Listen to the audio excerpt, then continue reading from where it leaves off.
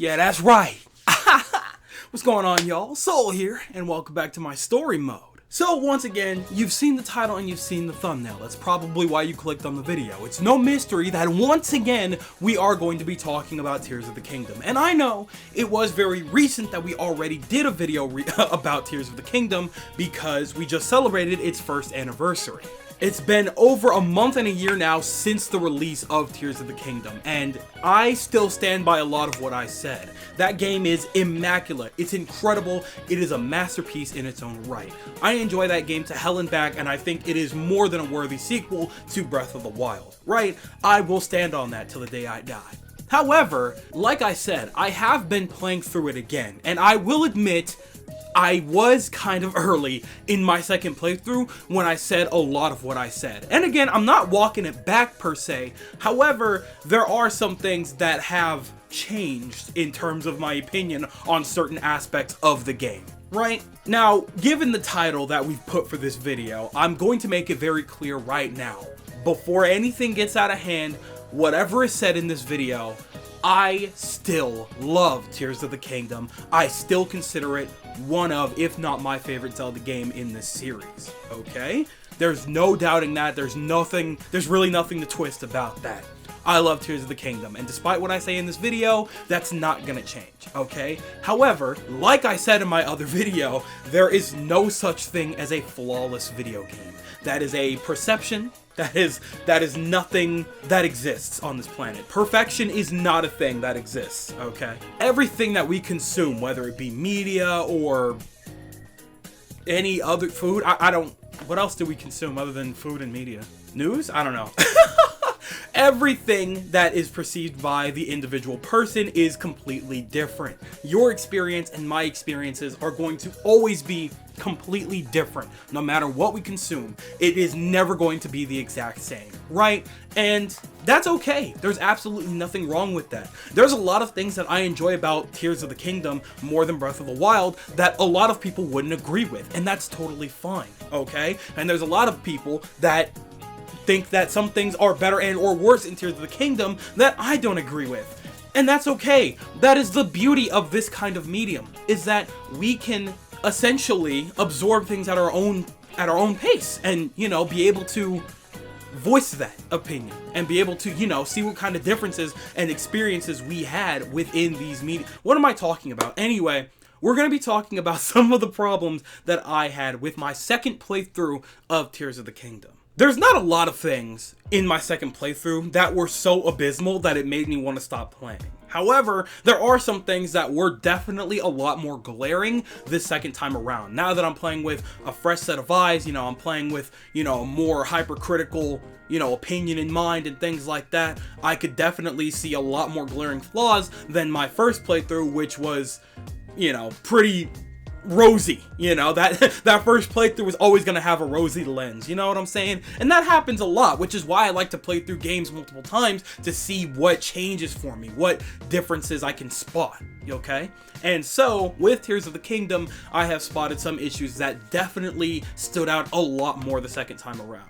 For example, and this is probably one of the most major ones, is the fact that, yeah, the skies and the depths are horrendously underutilized. In a lot of the gameplay that I've been showing for Tears of the Kingdom, whether it be in this video or my previous video, a lot of it doesn't take place in the sky or in the depths, and that's only because there's not really that much to show, unfortunately, right? Granted, it's not like there isn't a lot to do, especially in the depths. However, it's a lot of monotonous repetition. It's a lot of just digging, mining, just flying from place to place for as long as you can until you eventually find the place, because it's gonna be hella dark everywhere you go. And it's not like there's that much of a hefty reward for lighting up the entirety of the underground. Trust, I've looked into that. So, you know, I never bothered because there was no point. So I just did what I felt was necessary in the underground, and once I was done with that, I was gone. And as far as the sky goes, the only important time that you're ever in the sky is when you're trying to get the final sage. That's it.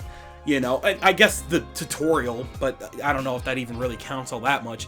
But other than that, you're kind of just going up to the sky, maybe getting a couple of shrines here and there across the map, so that when you need to go somewhere, you can just kind of go to that shrine up in the sky and leap to where you need to get next. Let's be real, there's really not as much to offer in the skies and the depths as we originally hoped for. And looking back on it, I could see why a lot of people were really disappointed about that, especially because they advertised it so heavily that we were going to be in the skies a lot. Like, all of the trailers, most of them heavily took place in the sky. And so we were thinking like, oh man, like, yeah, we're gonna have like kind of a reutilized, you know, Hyrule and things like that, but a sky above? That's amazing. Like, they're really playing for the Skyward Sword angle, but really fleshing out the whole in the sky idea, you know? But in reality, when you really look at it and boil it down, that's not really the truth. And, you know, that's okay. You know, that's gonna happen. They probably got a little overzealous. They thought that they were gonna give us more than they could, only for them to dial it back a little bit at the last quarter. You know what I'm saying? So, yeah, it's a little unfortunate, but it is what it is. The skies and the depths are just not as depthful as we probably hoped. Hey, at least Hyrule is nice to revisit. Can't be too mad about it.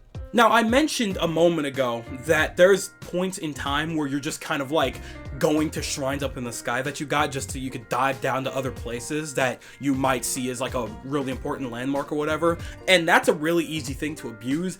And, you know, that's kind of one of the examples of us kind of having a little too much freedom. And that's a very common problem in Tears of the Kingdom. I think one of the biggest examples of overutilizing our freedom is really in the shrines and stuff like that, right? Because if you see that there's a puzzle that you are just not figuring out the proper way to get around, hey, guess what? You use your little rewind power, you use your little sidekick power, I forgot what it's called, arm, what is the ability called? I just played the game, whatever. You use your grab ability, you keep things in the air for a couple of seconds, you drop it, you rewind it, and then all of a sudden you can ascend through whatever you're trying to get up, and guess what? You have more than enough time to do so, and you can abuse that pretty much everywhere you go. Any puzzle where you just need to get from one place to the next and you need to just get to a higher ledge, guess what? All you need to do is find the platform of the right size and you're good to go. You don't even need to do that half the time. Sometimes you could grab a million different logs and just make a bridge out of them. And just line them up and just walk across it and get across any long platform. I have now done that 3 times. Every single time that I have done that in Tears of the Kingdom, it was pretty much abusing the system. Every time I've restarted Tears of the Kingdom, there's one section in the tutorial, the ice area, I have completely skipped every time because I just make a long bridge, go up to the very top, get the shrine, get the pants to keep myself cool or warm or whatever, and then I'm good to go. Don't even have to think about it anymore. Yeah, and again, that's just one of the few examples. Don't even get me started on the Zonai tech. The Zonai tech breaks the game entirely for you. Literally, once you've learned how to make the bike and you have that set in your favorites and you have enough Zonite, you're good. For the rest of the game, you really don't need to think about climbing anything if you really didn't want to. I did a lot in this playthrough just because I didn't feel like abusing the Zonai stuff until the very end, where I was just like, alright, you know what? There's somewhere I need to get in the depths, or there's somewhere that I need to get above ground. I'm just gonna make my bike and just be on my way. And that's just happens. That's just how things work now. So yeah, I think that freedom can be a little too much sometimes. Like I think there is a such thing as too much freedom, right? And I know that Breath of the Wild and Tears of the Kingdom was kind of their answer for getting away from linearity like we had in Skyward Sword, because that was a lot of people's problem with Skyward Sword. It was too linear. We had some freedom, yeah, true, we could go anywhere we wanted at most given times. However, it felt more like that was the closest we've had to a Zelda game that felt like a freaking hallway, right? It was pretty straightforward, it was pretty just direct, you know, there was really no struggle, there was really no doing things when you wanted to do things. It was just do these things in this order and then win. Yeah, no, I get that they really had to stray away from that, and in turn, Breath of the Wild and Tears of the Kingdom were those answers in which, yeah, you have this whole open space, go where you want, explore how you want, and do it how you want to do it. I implore that. That is great. I love that. Most people did not have a problem with that. Most people love that, which is why these games are the best-selling in the entirety of the series. No debate. But I think there is a benefit to a little bit of linearity. Okay? Just a little bit. A little bit of limitation is what gives us a little bit of struggle. You know, something to really make us think, put our little meat brains to work. Meat brains? What? Or brains? Whatever. So, I don't know. Maybe going into the next Zelda, we could really consider just dialing it down with the freedom. That's all I'm saying. This next one, unacceptable. This one, the Fire Temple, garbage. The Fire Temple is just not good. It is just not well laid out. It feels like a mess. It feels stringed together, right? It just, I mean, the concept in of itself is cool. I think that is potentially one of the best ways they could have utilized the depths by giving us a true underground temple. And that's cool in concept, but in action, I couldn't be bothered to figure out how to get to all these massive individual puzzles and stuff like that, especially when we have the freedom to utilize our Zonai tech in this one. So I literally, I didn't even have to think about it. I'm just like, no, I don't really want to do the ins and outs of the Fire Temple. So I just grabbed my little Zonai, because I remember the first playthrough I had, it was miserable. So I'm just like, nah, I'm good. I got my fire bike, or my Zonai bike, and just flew to each individual space. I'm just like, all right, what do I need to do here? Oh, I could just cheat it. Cool. Boom! It was over in a flash. I think that was the fastest I had done one of the dungeons or the temples in this game. By far. By far. Okay? And that is unfortunate because, again, I think these dungeons, temples, are superior to Breath of the Wild in almost, not almost every way, actually. In a lot of ways, there are a lot of superior aspects to them. But for the most part, they could still use some work. And the Fire Temple is a blaring example of that. As well as the Water Temple, too. That one's kind of weak. But other than that, yeah, I just didn't like the Fire Temple. I like the other ones a lot. I do, truly. But Fire Temple, that was just not it. That was just not it, brother. Also, this is something else that I also brought up in my previous video about the sages' powers and their abilities and stuff like that. Now, I didn't outright say which is better or which is superior. And it may have sounded like I implied that the sages were better. They're not. They're not. Yeah, no, the sages are very whatever. The most useful ability is Yunobo's. Like, downright. Like, you use him as a cannonball whenever you want, and he hits hard. And he's great for mining. He's great for doing a lot. The other sages are basically useless unless you're in the air with Tulin. That's it. Tulin doesn't even help you in battle that much. He'll hit an enemy in the eye and knock them down every now and again, but I'm not too worried about the enemies that much, you know what I'm saying? So yeah, other than Yunobo and Tulin, the sages don't really provide that much assistance. I mean, granted, they're still neat, they're still cool in concept. Sidon provides a shield and a ranged attack that you could use at any given time, which is kind of neat if that ranged attack actually did any kind of real harm to your enemies. They don't really do that much, okay? I feel like that was made specifically for his area, and then outside of that, it just doesn't really provide any real support. And then you have Greyjuice, who is just kind of out of the way to use. It can be useful sometimes when you actually do put it to use, but it's so out of the way a lot of the time that I'm not even thinking about using her ability. So yeah, the champions are superior. And this is gonna come up in the comparison video down the line. But yeah, the champions definitely are the superior holders of the support system, because, you know, their UI doesn't completely get in your way and overcrowd your screen at any given moment to the point where you actually have to turn them off. Just saying. Again, I like the sages, I like them as a concept, but in action, they need a little work on their UI, and they need a little bit of work on how useful each of their individual powers are, because they didn't really provide too much for me in this specific playthrough, or at least not as much as I thought, which is unfortunate. Again, they work very well for their own temples. Individually, they're great, but altogether and outside of their temples, 9 times out of 10, they're not that great, except Yunobo and occasionally Tulin for flying, but that's pretty much it. Now, the last problem, right? This could have been a video in of itself, and I probably can make a video in of itself on this aspect, but the way that the story is told, okay? And this was kind of my problem with Breath of the Wild as well, right? Despite the fact that I love the stories in them themselves are awesome. I like them a lot, okay?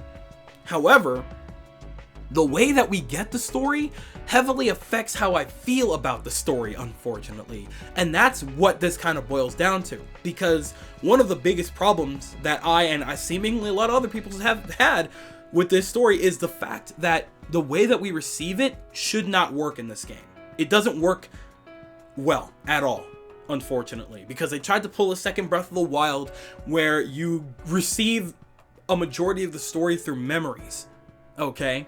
And because of that, it doesn't flow well in this case, because this one is a very direct story. Like, this one is very direct with Zelda's memories and a timeline. There's just a very focused story, okay? Unlike Breath of the Wild, where the story did feel optional, but when you did get it, it made a lot of sense. You were fitting puzzle pieces. You were purposefully getting individual puzzle pieces, seeing, you know, what went where and things like that and what worked. And, you know, it just worked a lot better because it was a situation in which you were receiving Link's memories, and these memories did not need to be in any specific order until the very last one, which they purposefully withheld until you got all the other remaining memories, okay? In this situation, they don't do that. The story is supposed to be told in a very specific way, but you can get the story completely out of order and completely spoil yourself on very important events within the story. No, it should never have worked that way, right? Because, you know, the first time around, I don't even remember what order I got them. And here's the thing, right? We can't get completely mad at them because, to be fair, they provided a very specific chart as to how you're supposed to get these memories. But the thing is, when you're out, when you're exploring, you're not thinking back to that little weird map thing that you, Impa, and Shamir found. You're not thinking about that. You're thinking, oh, I'm exploring, I see a little outline here. Let me go get this memory real quick and see what's going on. I'm in this area, it's right here, let me go get that. You're not thinking, oh, this design, this isn't the one I'm supposed to get next. No. So unfortunately, that charting situation didn't work. Yeah, no.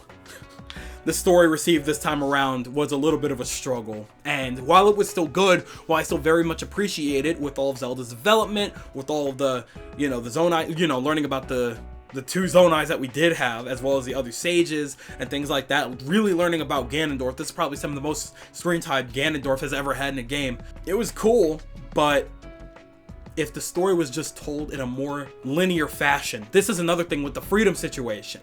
If it was just told in a more linear fashion, it would have been a lot stronger and it would have hit a lot harder for people. There's no reason as to why we couldn't still get the memories in order. Like, we could get them, we could receive whatever memory we were getting, like it didn't matter when you're out in the field, you go up to a memory, you get it, and then it should tell it in order. It shouldn't be out of order like that, because this story is too heavily specific in a timeline to be able to get them out of order. That didn't work. So I still love the story, I do, but receiving it that way really dulled it a little bit, and I could see why a lot of people had problems with that. And so now that I've re-experienced that, yeah, I could see the frustration. So I don't know. Long and short of it is, though, when it comes to the story, while I love Breath of the Wild and Tears of the Kingdom, I miss having a direct storyline where you know, you actually go up to somewhere and you get like a real cutscene. You're getting like a direct story back to back to back. You know, things are happening with you there. They didn't happen while you were knocked out or asleep or 1,000 years have passed or something like that. You know what I'm saying? Maybe that's just me. I don't know. But it is what it is.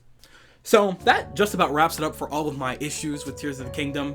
I'm going to restate this again for anybody that didn't really understand from the beginning, that I still love this game. I still adore this game with all my heart. I appreciate everything that it's given me, and it is still my favorite era of Zelda, excuse me.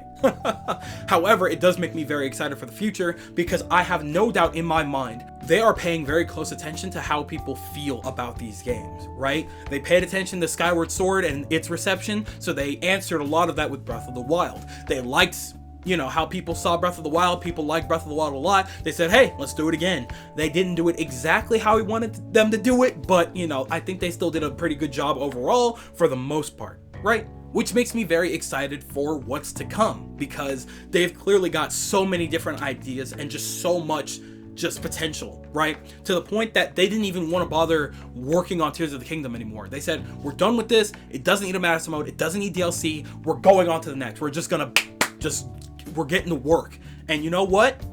I respect it, okay? Not every game is gonna be just perfection embodied. You know what I'm saying? There's been a lot of duds in the Zelda series, right?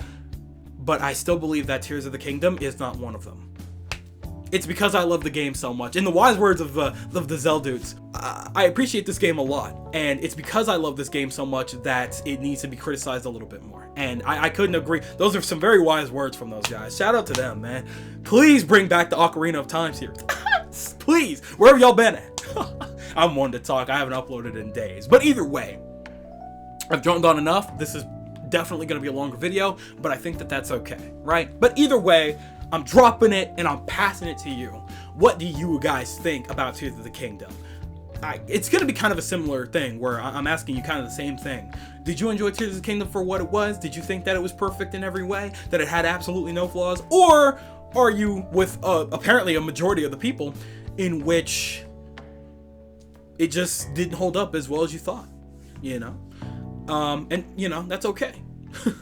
Tell me everything you guys are thinking in the comment section below, because you know for a fact that I'm always going to be down there with you guys. But with that, it does appear to be skedaddle o'clock, so I'm going to go ahead and leave it at that. I'd like to thank you guys ever so much for watching. I truly do hope you enjoyed. Do me the greatest favor of dropping a like and a comment, and consider subscribing for more content just like this here. And with that, I'm gone. So, thanks again, hope you enjoyed, and I'll be seeing you guys in the next video. Do me the greatest favor, taking good ass care, and I'll see you all next time.